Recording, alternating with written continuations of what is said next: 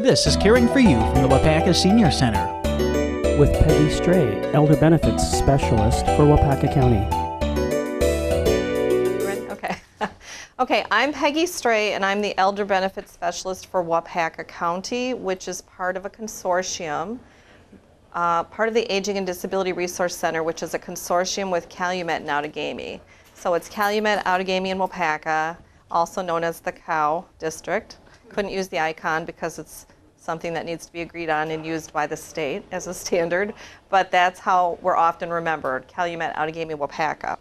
And the Aging and Disability Resource Center is there to serve the aging and the disabled. And it's for people who need information and assistance about things that they aren't probably familiar with, helps that they need, assistance that they could benefit from. There's a number that can be called, and if we can help you, we can refer you to the people that can help you, hopefully, okay? So today we're here talking about Medicare, and I would imagine most of you are familiar with Medicare.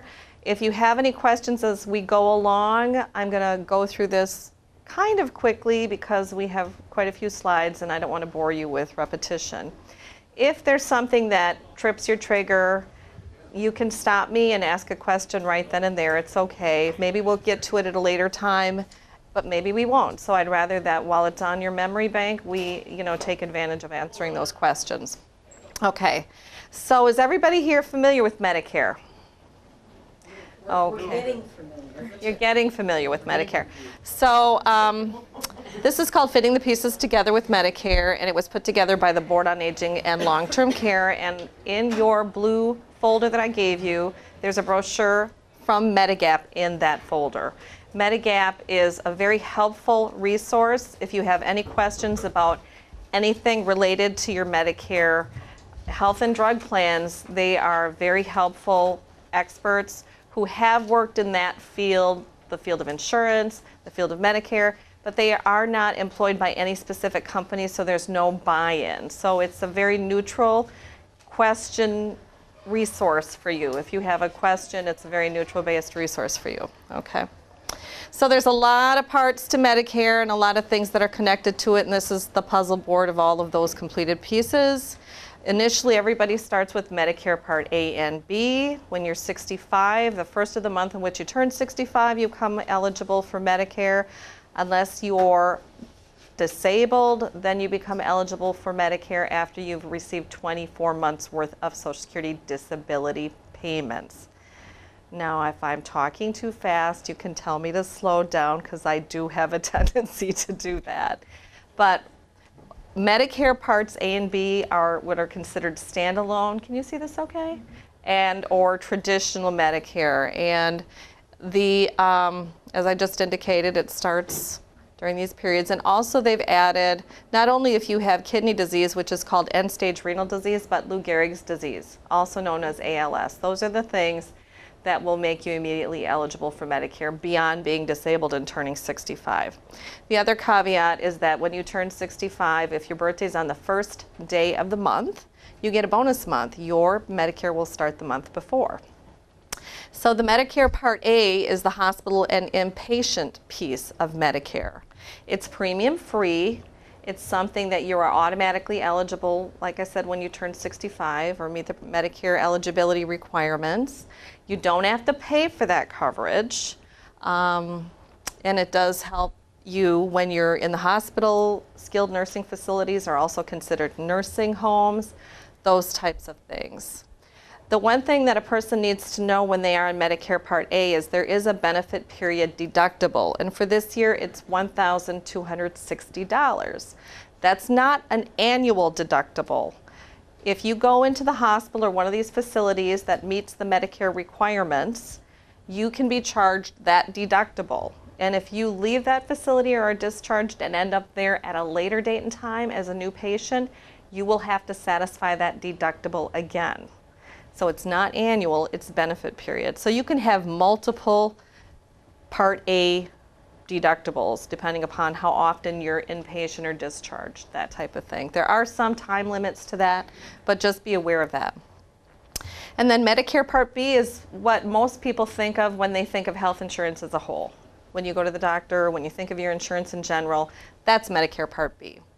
and it covers all kinds of things. Does everybody know what durable medical equipment is? Wheelchairs, walkers, yeah, all that stuff. So, and some things are also covered under Part B, you know, like you said with the oxygen stuff.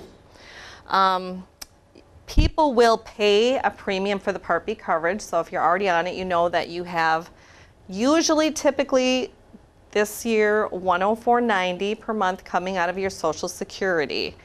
That can be higher for people that have a lot greater income, and it will change as the years progress, sometimes in tiny amounts, but only if there's a cost of living increase by Social Security, and that's determined. So I know at one time it was 99, and then new people were 110, then they came together and it became 104.90. So it does not stay static. It can change as we age, and hopefully it won't outprice itself. The annual deductible for Part B is $147.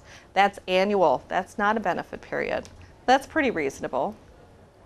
Question? Mm-hmm. Yes. Back to Part A. After you meet the deductible, now does Medicare pay 80% Yes. of the hospital? Yep. 80%, and you're responsible for 20%. And that's the thing about Medicare traditionally.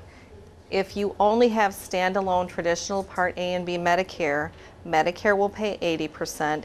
You will pay 20% of the Medicare approved service. If it's not a Medicare approved service, you will be responsible for that bill.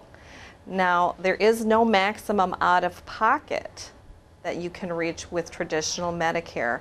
So you could actually incur some pretty hefty debt if you have a major medical catastrophe and have no other coverage other than your Medicare Part A and B. Medigap themselves have told me they've seen people incur in 1 year in upwards of $40,000 as their 20%. So it's not usually recommended that one stay with Medicare Part A and B traditionally in and of itself. Okay, now the other thing about Part B is if a person were married to someone who was actively employed, or if you yourself are actively employed, you must enroll in Part A at 65 or, you know, if you're on disability, but those people most generally won't be employed and covered by health insurance. If you do have active employment insurance through that active employment, you don't have to take Part B. You can stave off enrolling in that and you can save yourself some money. Not that that's always recommended. There are all kinds of little things involved in that. But when people become eligible for Medicare, they're eligible for a whole bunch of preventive services. This is part of the Affordable Care Act, also known as Obamacare. There were all kinds of things that were added to Medicare for preventive service reasons. So as you can see in the presentation, can everybody see that? Uh-huh. I have a question. Yeah. I just had my first Welcome to Medicare visit. Yes. And I just got something, in fact, I have it, I was going to call on it today because I just got it in the mail and I didn't quite understand it. But they, you know, they knew it was my Welcome to Medicare visit, and they did some different things than I would normally have on an annual checkup. And they had me do some blood work. And I noticed on the explanation of benefits that I received back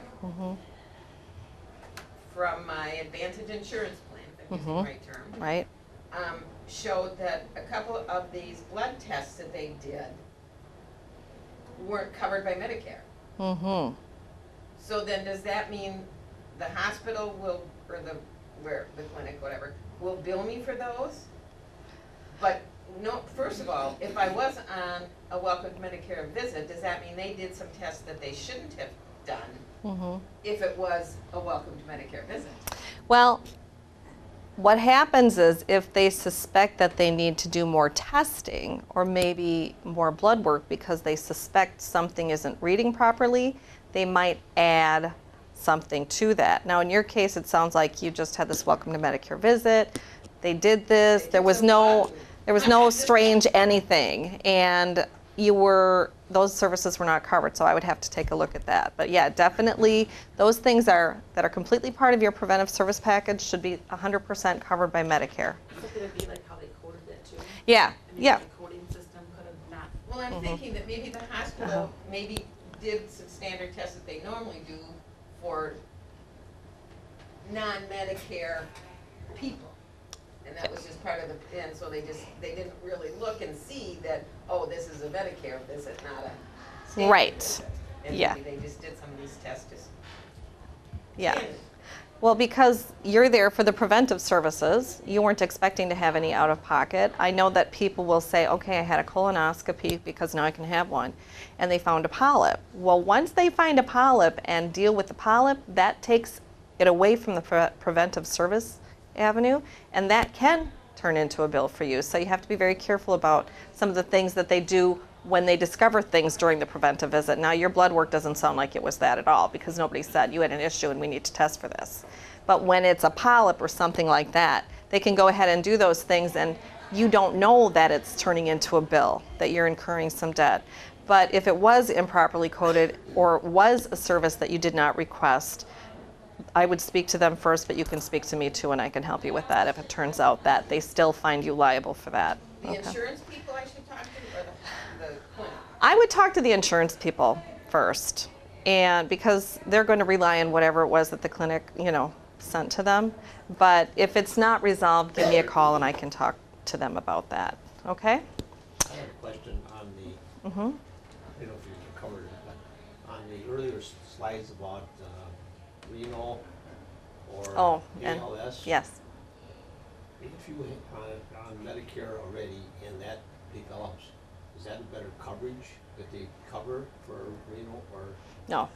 it just covers you earlier? That's all? Oh, okay. Right. Yeah, exactly. It does affect people's ability to get on an Advantage plan, the end-stage renal disease. And that's something we'll talk about in just a little bit. So supplements, are people familiar with supplements? What supplements are? Okay, because I get a lot of people calling and saying, I'm on a supplement, but they're really not. They're on what's called an Advantage plan. There are supplements are insurance plans that supplement your Medicare coverage, usually purchased through private agents. I'll talk about it in terms of cheese. I'll visualize this for you, okay? Traditional standalone Medicare Part A and B is likened to Swiss cheese. There are holes in it. You're not going to have 100% coverage. Then we move into something called an Advantage plan, which we'll discuss, and that's more like Colby cheese. It covers more, but it doesn't cover everything. Supplements, however, they're going to cost you a little bit more. They're considered gap plans, and they fill the gaps.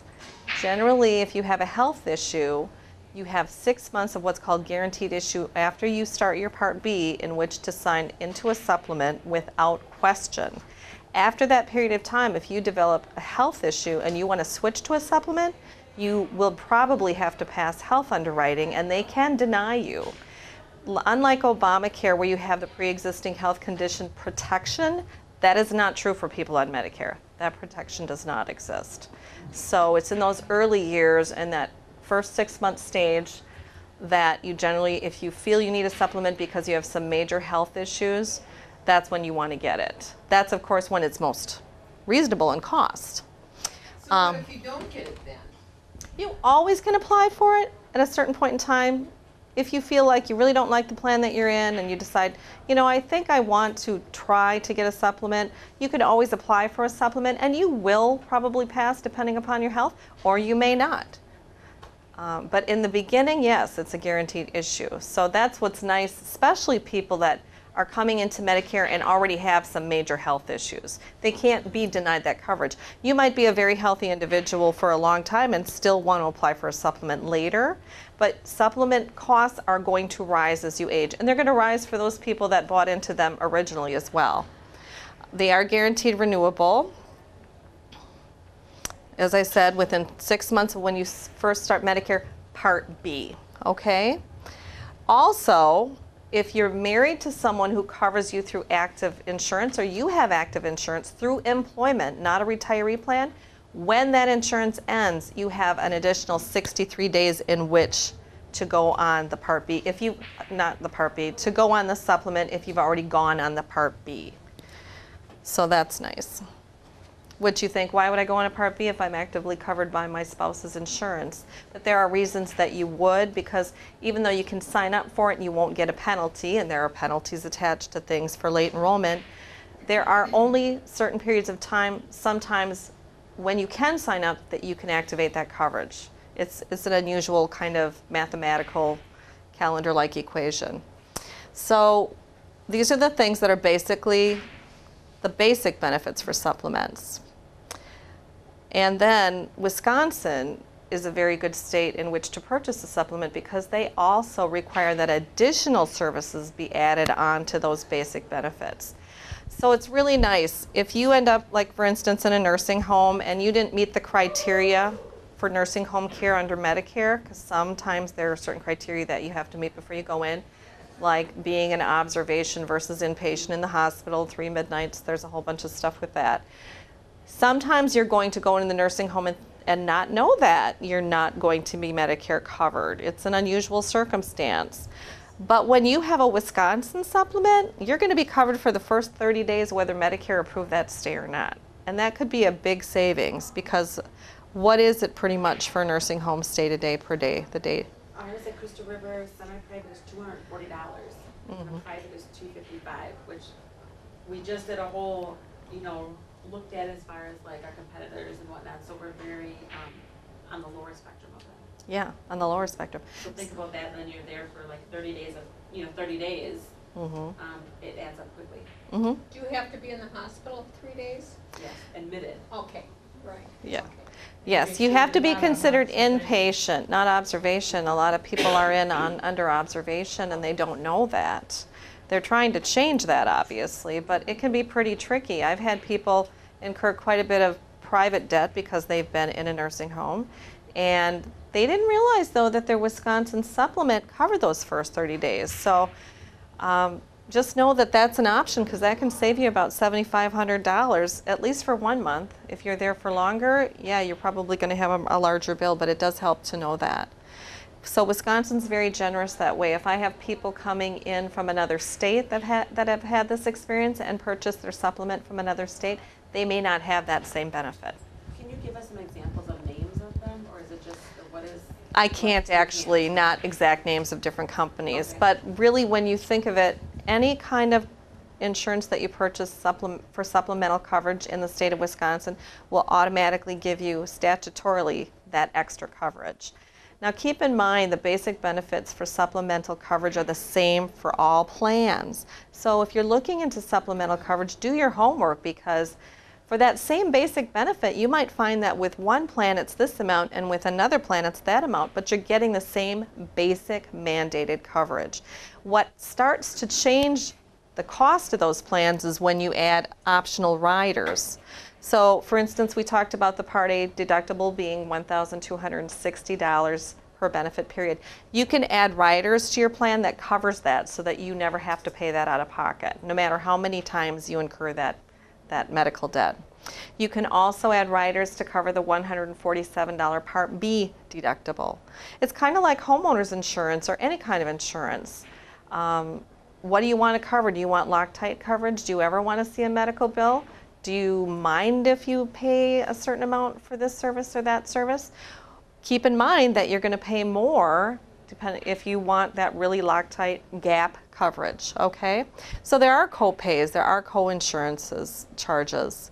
Excess charges is, when you hear the term beyond reasonable and, reasonable and customary, thank you very much. Yeah, sometimes those charges come into play. They shouldn't, but once in a while that happens.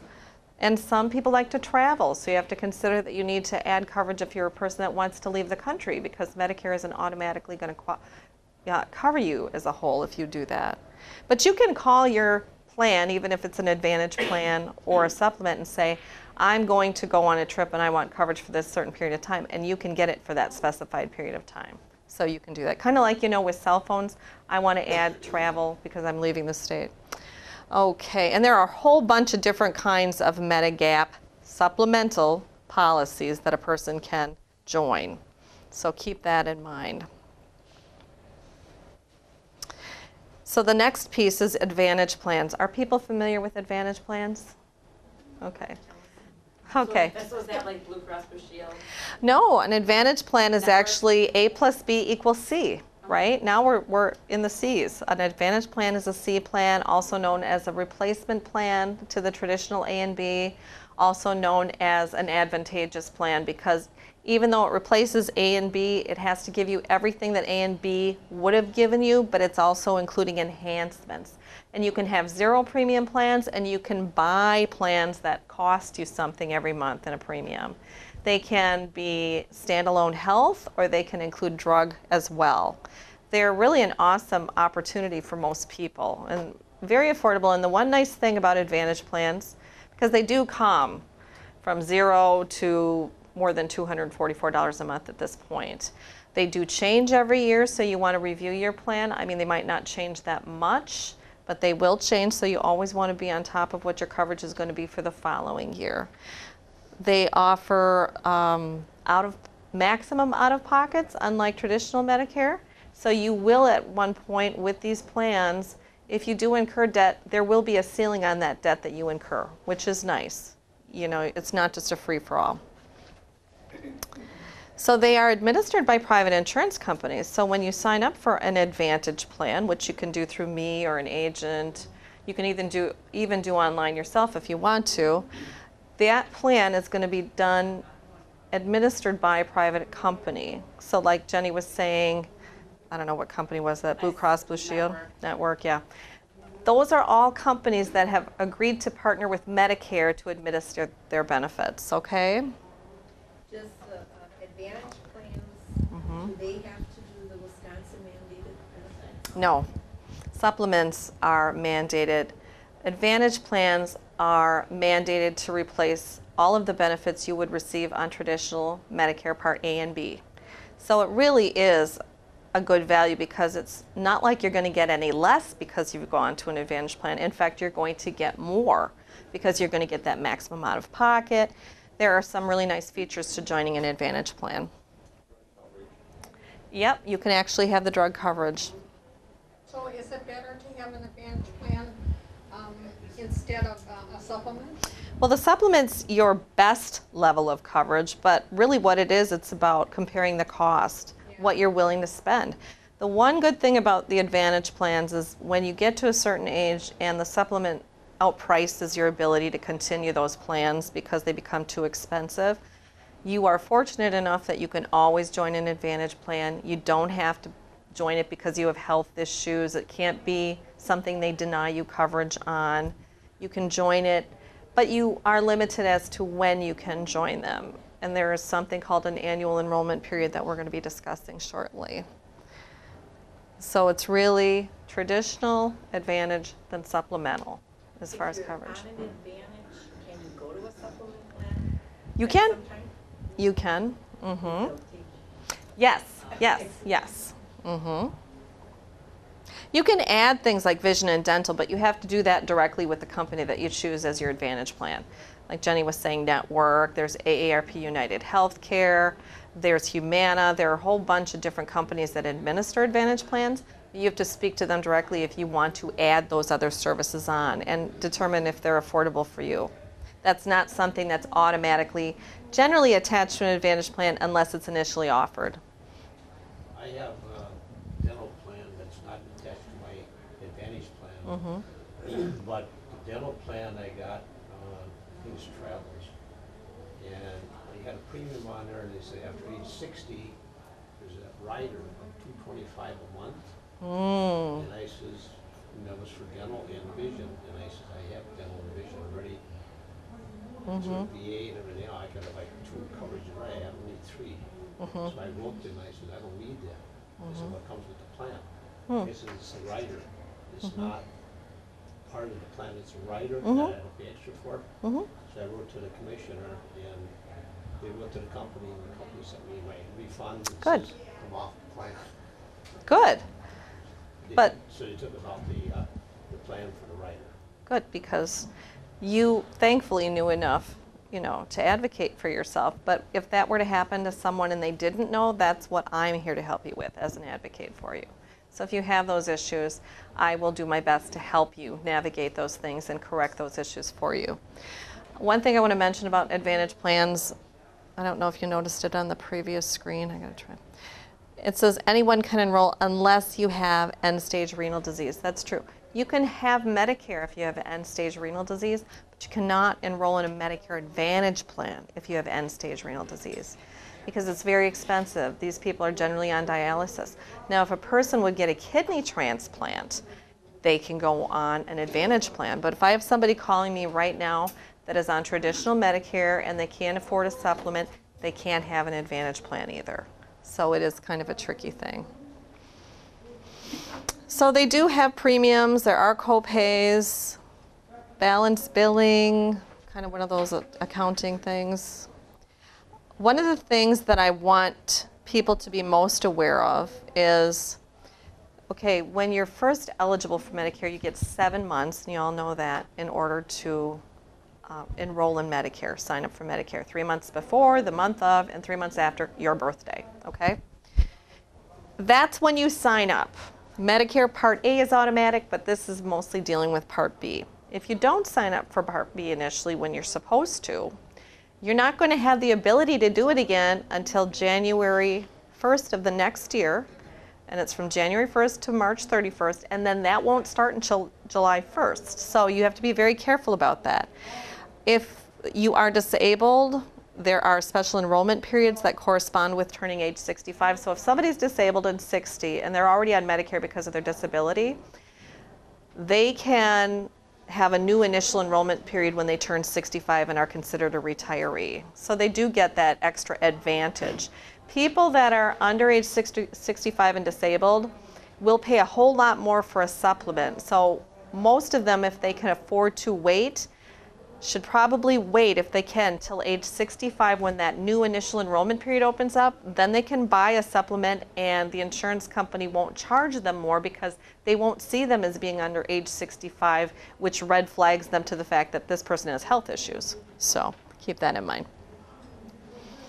The annual election period for reviewing your plan is from October 15th through December 7th, which is coming up.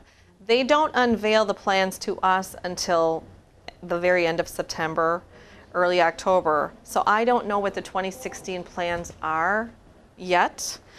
The plans may change a lot, they may not change a lot. So if a person is on especially a Medicare Advantage plan, and this also includes Part D drug coverage plans, you really want to review your plan and make any changes that are necessary. Maybe select another plan for the following year, but it has to be done by December 7th, and you can't start it till October 15th.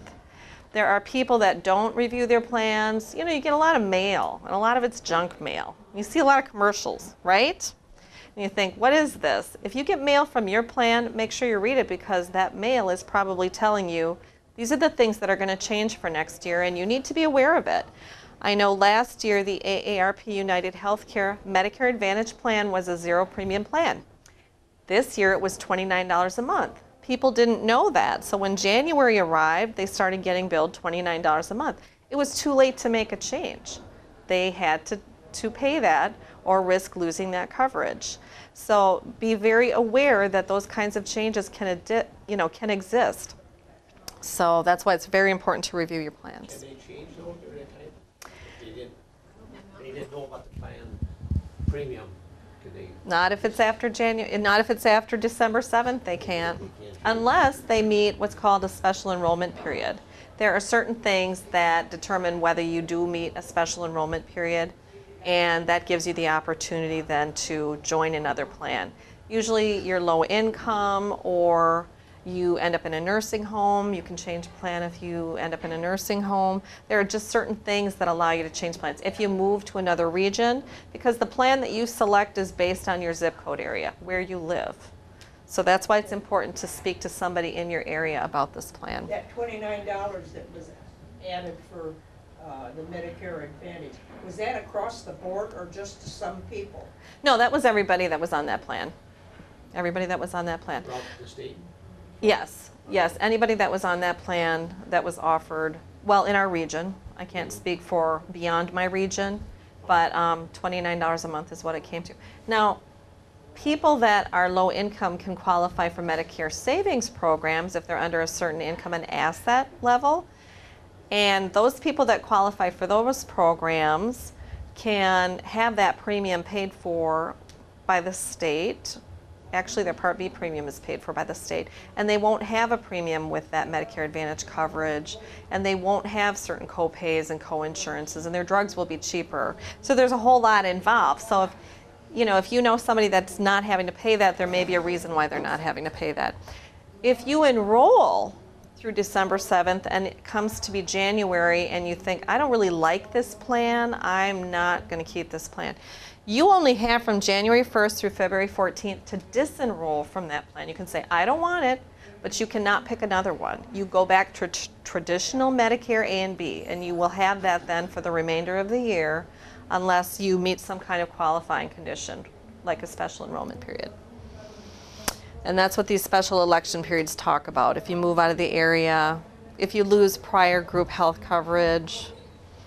When you first try, I should mention, when you first try a Medicare Advantage plan and you first turn 65, that is the other good thing. You have a year in which to go to a supplement and it will not negatively affect you. So you do have that 1 year period.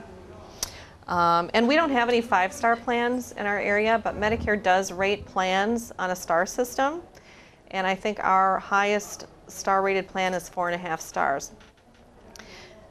Medicare is very good about monitoring the plans. If some plan is underperforming, they will monitor that plan, and at a certain point in time, if that continues, they will withdraw that plan from having anyone's ability to select it.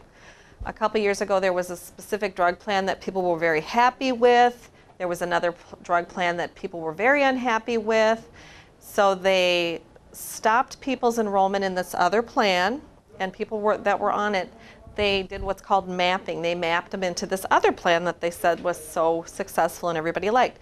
Unfortunately, the new plan that they were mapped into could not take the new business because it was so overwhelming that then they underperformed.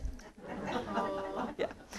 So then people that were on it and liked it could stay on it, but people that didn't like it had the ability to move. And they did not offer it to new enrollees. But now it has returned because it gained its, credibility again. So they are very good about monitoring that. And what is that plan? The 4.5 stars. Oh, there are many of them. I can't list one specifically, but if a person were to go to Medicare.gov, the website, if a person has internet ability and can follow it, and I can help with that too. There are many plans that actually are rated pretty highly. It's just that in our area we don't have a 5-star plan. So there are employee-sponsored plans too. And these mostly talk to people that are on retiree plans or covered by active employment through a spouse or on COBRA. Okay? So everybody knows that COBRA is something that you qualify for when you first retire. If you want to purchase that insurance through your employer for 18 months, you have the ability to do that. We're seeing a lot of changes in retiree plans even. In fact, if you have a retiree plan and you want to make a move into a drug plan or an Advantage plan or something else, you might very well lose that coverage permanently if you exit from that plan for any reason. I've seen it happen to both husband and spouse. If a spouse makes a change and wants to join a drug plan, sometimes the husband too will lose all of the coverage just like the wife. So you have to be very careful if you ever decide to leave a retiree plan. It has to be very worth the cost. And then other people do have coverage through the military, and they get their health and drugs through the military. The health coverage is not considered creditable, so you would still need to have a Part B plan, or you would incur a penalty. They have penalties for that. But the drug coverage is creditable, so you don't have to have a Part D plan. And if you do decide you want one later, you're not going to incur a penalty. So it's nice to have that option for people that have veteran coverage. Did that change? As far as what? VA coverage on medical is not? It's not creditable if you don't sign up for a Part B plan. Yeah. It's only Part B. It is creditable if it's Part D, which is the drug plan. And you automatically Part B because 65 you. You do, but you can say you don't want Part B. Some people say they don't want Part B because they don't want that $104.90 premium coming out of their Social Security. But then they're going to incur a penalty if they don't have good reason for not taking it. So it's kind of like the risk thing with the Affordable Care Act. Everybody has to be on it whether they need it or not, because they need the healthy to also help pay for the unhealthy. And that's the same reasoning in Medicare. I have a buddy that's on, he's having it covered somehow by Part B. Part B is covered, but before you didn't have didn't accept it at first, and he was on the VA 100%, but then he also got the Part B somehow. Well, if you qualify for certain Medicare savings premium programs too, your Part B penalty will not occur. You can actually stave off that. So there are all these little tricks, and they are tricky. And this is what, as far as other health coverages are, Medicaid, also known as Title 19, also known as medical assistance. It's a card called Forward Health. It's Wisconsin Medical Assistance. Is everybody familiar with medical assistance, what that is? That's not Medicare, that's Medicaid. So it's really good health insurance and drug coverage for people who are extremely low income. You have to be very low income as an elderly person to qualify. You can have a family and qualify under the rules of Badger Care. You can be a single adult now and qualify for Badger Care. If you're over 100% of the federal poverty level, you can't qualify for Badger Care, then you can enroll in the Affordable Care Act. If you're very low income, which I'm saying $591.67 a month, maybe I need to, $987.50, sorry, I'm thinking SSI. You could look into getting medical assistance if you have a lot of out-of-pocket bills from some kind of medical treatment that you had years ago that are still unpaid. You can apply that to what's called a deductible, but sometimes the deductibles are very large, and it's really not something that you would find viable in the end to move forward with applying for, but I can help people apply for that too. Medicaid is often something people become eligible for when they go in nursing homes, but they have to reduce their assets and sometimes, you know, go through the spousal impoverishment rules. I mean, Jenny's probably very familiar with that. Okay, and then for disabled people, there's a program called the Medical Assistance Purchase Program. You can have a higher income and asset level, and you do have to do some work every month, and it's really nice medical assistance coverage for those people that have that option. But you have to be disabled. And I talked a little bit about these Medicare savings programs. They're called QMB, SLMB, and SLMB Plus. And basically, if your income is at or below 135% of the federal poverty level, you may qualify for one of those programs. And it actually can help you pay your Part B premium. It can reduce your out-of-pocket co-pays, your drug expenses. If you had a premium for a Medicare Advantage plan, it could help you with that. I have a list in the blue folder that gives you a breakdown of all these different programs, what the income levels are, what the asset levels are, if you're interested in looking at any of these things. Medicaid, MSP, that stuff. Badger Care Plus. So if a person wants marketplace coverage through the Affordable Care Act, Medicare recipients generally don't, because let's say income-wise they'd qualify, they don't qualify for the subsidy that people get. So it's really not something that's very income friendly for them to go into. Medicare really handles most of their medical needs in a much more economical fashion. So it's not that it's not an option, it's just not generally used as an option. Okay, so Part D, does everybody know what Medicare Part D is? Yeah, prescriptions, yeah. So when you're on Medicare Part A and B, you have to be on a Medicare Part D too. If you don't enroll in a D plan, you can be penalized, but there is one other option in Wisconsin called SENIORCARE that you can enroll in that will stop that penalty period from happening. If you are especially a person that really isn't on any or many drugs, and there are certain income limits and tiers and things of that nature.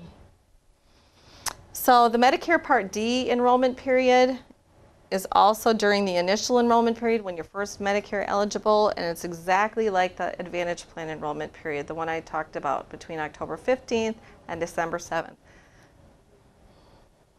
And then if you meet special requirements. So there are costs. There is something called the donut hole. Are you all familiar with that term? Do you know what that means exactly? I don't. Okay. And there are charts in your little blue folder that tell you about the donut hole, and the donut hole will actually be squeezed shut by the year 2020. It will be non-existent. Thank the Lord, right? And as each year progresses, it's getting smaller and smaller. But there is a certain amount of money that's been defined by the government that they, along with you, will pay for your drugs. If you're on really expensive drugs, I see this happening a lot with people that are on breathing drugs or diabetics, but there are some drugs out there that are really pricey.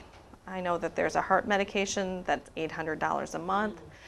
Yeah, so if you're on these kinds of drugs, you're going to use that amount up very quickly, and when that amount is used up and it's described in your paperwork in your folder, you fall into the donut hole, which is called the coverage gap in coverage.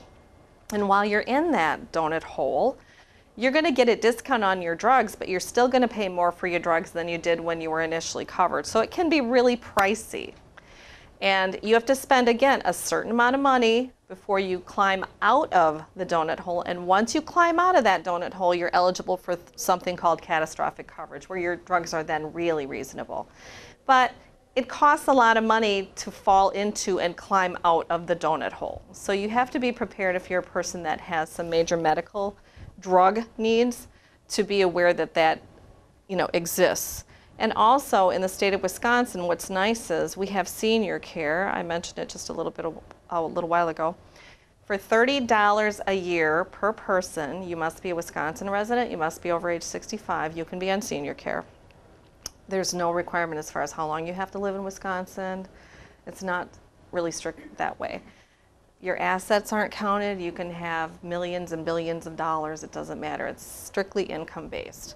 But for senior care, then, it's creditable coverage. So if you didn't take a Part D plan, you don't want to pay a premium every month for a Part D plan, which the cheapest one right now this year is $15.70, but you have to satisfy a $320 deductible before your drugs are covered. So they also have deductibles in these plans. You can go on senior care, because I've had people say, I'm really healthy, I'm really not on any drugs, I don't want to pay that. So they go on senior care, they pay $30, and they know that when they're ready to go on a Part D plan, again, they have to wait for that annual enrollment period, they can do so and they're not going to incur a penalty. The other nice thing about senior care is if you are of a certain income level, when you do fall into the donut hole, senior care will cover you during that period of time. Senior care charges $5 per generic, $15 for brand name. So that's a pretty good deal. They haven't raised that $30 fee since its inception in 2000, gosh, 2 or 6. Part D started in 6. It's been a long time. And they really questioned it this year in the governor's budget, because right now you can take it and you don't have to take a Part D plan. But the governor was considering, no, you might have to take a Part D plan, and really the only time it's useful then to you is when you're in the donut hole. But they didn't do that. They said, no, we're going to continue it, and it's really nice that they did. What is the income level? There's a little pink sheet in your blue folder that references senior care and the different income levels. They're tiered. Can you have senior care and be on an Advantage plan? Yes. So you can have both. Sometimes people, well, you can if you're on a lot of drugs and you know you're going to go into the donut hole. Yeah. The donut hole, I find a lot of people start falling into that in August. Right around now, I'm seeing people, sometimes people, because their drugs are so expensive, they fall in much earlier in the year. So it can be kind of a hardship for them while they're trying to climb out of that and get their drugs. What is the amount of to get out of the donut hole? 4,700, is it? It's $46.50, I think, at the beginning, or is it $48.50, because it changes every year. There is a chart in your packet that gives you that information. If you fall in the donut hole, it's out of pocket. To make first 2,900, or do they count what you paid of the first 2,900? They count, they don't count any premiums that you're continuing to pay for your drug plan on. I'm just talking about the the company, the insurance company pays a portion, you pay the balance. Are they counting only what you pay or both? The total, yeah. Yeah, they're paying it's the total. It's the total, Yeah. so the total 2,900 is towards the 45. Right, in addition to, yeah. Well, there's that, and then you have an additional, like 2,000 something, I'd have to look at the chart. Then that's when you climb out and go into the catastrophic. Did you have a question too? So, if you're not on drugs, should you have senior care? Well, You get senior care once you go on drugs. now the thing is, if you're on an Advantage plan, you already have drug coverage. So you don't need senior care because it's already part of your plan. But if you're on a lot of drugs and your plan has basically maxed itself out and you've fallen into the donut hole between what you've paid and the government's paid on your behalf, that's when you probably want to have senior care to help you during that period of time. And you can sign up for senior care when that occurs. You can sign up for senior care anytime throughout the entire year. There's no special enrollment period. But keep in mind that if you signed up for senior care today, it would not start until September 1st. You must submit your application and your $30 payment to the state of Wisconsin yet this month in order for that coverage to start September 1st. So if people think, you know, I have a lot of drug expenses and I'm not sure my Part D plan is going to carry me through the whole year, or my drug portion of my Advantage plan, I should probably go on senior care, and I should probably start that the first of the year so that in conjunction with my Advantage plan or my D plan, all those co-pays that I'm accumulating can count towards, if you have a deductible, and some of the tiers on senior care do have a deductible, so that by the time I get there and fall into the hole, I've had some of these expenses already applied to my deductible, and I can start with the coverage without having to satisfy that. There's only one tier that does not have a deductible, and they're kind of generous, but it's still a lower income. So you want to look at the different tiers to see where you fall. Let's see, this is a lot. You know, I was on senior care since 2002. And until this year, this was okay. I believe this, and I believe this year, but it did not. I was a level, what was I, 2B. Okay. I paid my $850, and they still wanted to pay. Because there was a drug that they would not cover. So yeah, that's a good point you make. Drugs they will not cover. There are, yeah. Sure, you know what you're doing. You make a really good point. Make sure that if you are on a certain drug and you want to join senior care because you want to be sure that it's covered, you want to call them in advance and ask them if it is covered. Now, if you are on a drug plan, either through your Advantage plan coverage or a Part D plan, and you do have issues with a drug, sometimes they're going to make you do step therapy. Okay, you have to try a generic, do this, and then you can be on this drug. Or they're going to say this drug is not on our formulary and we do not cover it. And there are some drugs that just do not show up on any of the plans as far as covered drugs. So what you can do then is you can ask that plan if you have that happen to you for a plan exception. And that can be done through your doctor and your pharmacy as well, because then they can actually be the ones to confirm that, yes, you've tried these things, you cannot go on this other drug, it does not work for you, you have to have this drug. And then they can approve a plan exception for you. Did that answer you? Yeah, go ahead. If you would decide to have a supplement plan, could you use the senior care as your Part D? Yep. Yep, a lot of people do that too, especially when they first go on Medicare and they are paying for the supplement. They'll just go into the senior care until they start to have drug needs. In the beginning, sometimes their drug needs are pretty reasonable, generic drugs. You can buy prescription drug plans through pharmacies that can sometimes help you get through those periods of time until you can actually join a plan.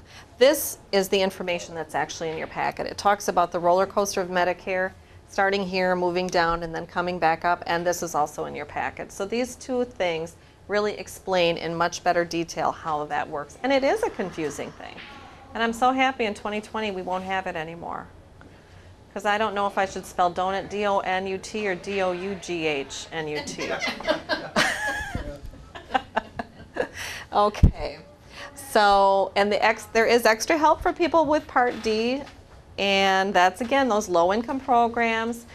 Also, in your packet, as I said, there is a document that shows you what the different programs are, what the different income and asset levels are. There's also something called low-income subsidy or extra help on that document, and that's administered through Social Security. So there are other ways of getting extra help that don't necessarily mean you have to go through public assistance, economic support kind of programs in order to qualify. Okay, and if you are on medical assistance, Medicaid, Title 19, Forward Health, you automatically qualify for extra help because your income's very low. People that are on those low-income programs can change plans every month if they want to. That's the other nice thing. You don't have to wait for that once a year. If you have issues, you can do it once a month if you want to. You may not want to, but you can. Okay, so we talked about Wisconsin Senior Care. Got ahead of myself. And creditable coverage. So if you're actively employed or have coverage through active employment, it's creditable. And this is drug coverage, RX. Again, the health piece, not creditable for the veteran military, but it is for the drug and Indian Health Services. And then non-creditable coverage are those things like those discount programs through pharmacies. You can buy for $25 a discount card, I guess, or different amounts of money. Some people get their drugs through Canada and Mexico, and they are a lot cheaper sometimes. Actually, there's a resource directory in your blue folder that does show you who you could contact if you need to go that route under prescription drug help. And then there are patient assistant programs that can help sometimes if you are in need and your resources are limited. So really, all those pieces came together. Are you clear or are you confused? Yeah? Do counties other than the cow counties have someone like you? Yes. In the state of Wisconsin? Does every county in Wisconsin have Yes. someone like you? Yes, every county does. In fact, Outagamie has 2. Winnebago has 2. We have 1 is based on the population of your county, obviously. Calumet has 1. Yes, everybody has an elder benefit specialist, and everybody has a disability benefit specialist. My coworker, Karen Engel, who's listed here, and the copy of this PowerPoint is in your packet also. She helps people ages 18 to 59 navigate these things if they are disabled or in need of her assistance in getting on disability. She helps with that. And that's that. So do you have any other questions? Do you have cards with your name on it? Yes, I do. And I will give them to you. And so I really want to encourage you to contact me if you want to meet with me during the annual enrollment period so we can review your plan to make sure you're on the right one for you. Okay? Where is your office? I'm located at the Wapaka County Courthouse, 2nd floor. So just give me a call and we'll schedule an appointment. I am doing outreach at all of the communities in the county. I have a schedule that will be published in the ADRC Connection. I don't know if you're familiar with that, but it's a quarterly publication that's inserted in the buyer's guide. That will be coming out in mid-September, and that will have my schedule on it. So you'll know if you want to meet me somewhere else, you can. Mm-hmm. How do you go to the Medicare website and find out the ratings of the different companies? Medicare.gov. Yeah. And in fact, in the folder, I think it's a goldenrod. No, it's actually this salmon color. This tells you how to walk through the process if you want to do your own research. Then where do you go? Then you click on Find Health and Drug Plans. It's a little green box, and it tells you step by step how to do the plan finder, it's called, which is what I would actually be reviewing with you if you need my help with that. But keep in mind the new plans aren't unveiled yet. They will be unveiled. Well, you have to see them. Yeah, go ahead. Where do you see the ratings on that? Oh, when you go on the website, you will. For that particular. For your plan, yes. Insurance company? Yes. Oh. Once you go through the finding the companies, then if you go to the individual ones, you'll see the rating. Right. Okay. Right. Thank you. So it's helpful for you to do a personalized search, and it talks about how to do that because you can use your own Medicare number, all that Medicare information, and that's specific to you as an individual to see exactly the plan that you're in right now and how it's rated. You will be able to see after they unveil the new plans and update the Medicare website in early October the 2016 plans. And the 2015 and the 2016 plans will be on the website for a certain period of time after the first of the year, a month or two, and then they'll withdraw the 2015 plans and only show you the 2016 plans. So if you're on a plan right now that you really like, just make sure you review it to see if it's going to stay the same next year. Also, I should tell you that as far as prescription drug plans go, Medicare does negotiate with different pharmacies. So you might find that you're on this plan and you still want to stay in this plan and you're on this drug and it's working for you, but in December you paid $10 and in January you paid $40. What happened?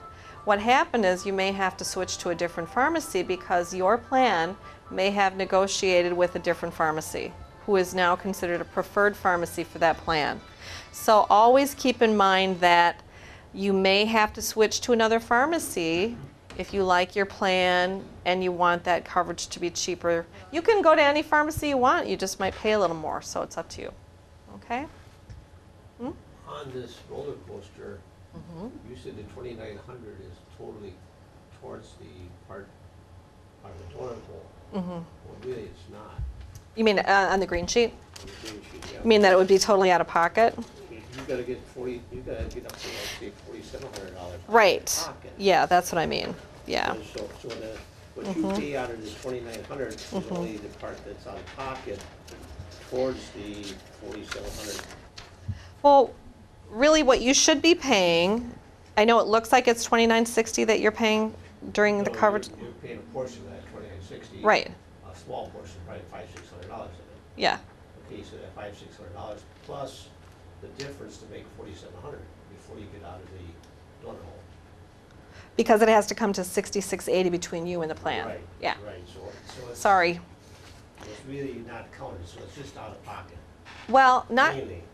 Yeah, you just have to do the math. It's very confusing, number Yes, one. This but guy's a I mathematician, don't know obviously. Why do I have to go $6,680 to get out of that donut hole? Well, that's because they're not counting that $2,900 total. No, not counting the $2,900 total, but counting part of the $2,900. Right. So, yeah, you're right. I'm sorry. That was confusing. Yeah. And this will change again next year. This is just for this year, so, you know, just be prepared. So do you have any other questions? Have I answered them all? Are you okay? Okay. Well, I'm happy that I was very helpful. Thank you all for coming. I'll give you my business cards. Mm-hmm.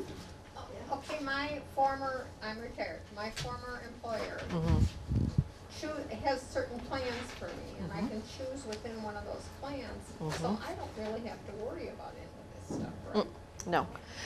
You will find that some of the larger employers especially are now offering their retirement plans where you have to go through an agency and select plans, but the plans that they're selecting really are either Advantage plans or supplemental plans. They're just dictated by the company which ones you can choose from. Right. Yeah. Some plans can have a high premium. Right. You could end up paying high premiums where you probably, if you're not in bad health, you may not want to be paying premiums. So once you drop the plan, you can't get back in. That's right. Yeah. But as a retiree too, you probably are offered a certain amount of credits or something towards your selection of these plans, right? And then you can even maybe kick in something if you want a better level of coverage, that kind of thing, yeah. So you're fine. You just have to review those plans when necessary.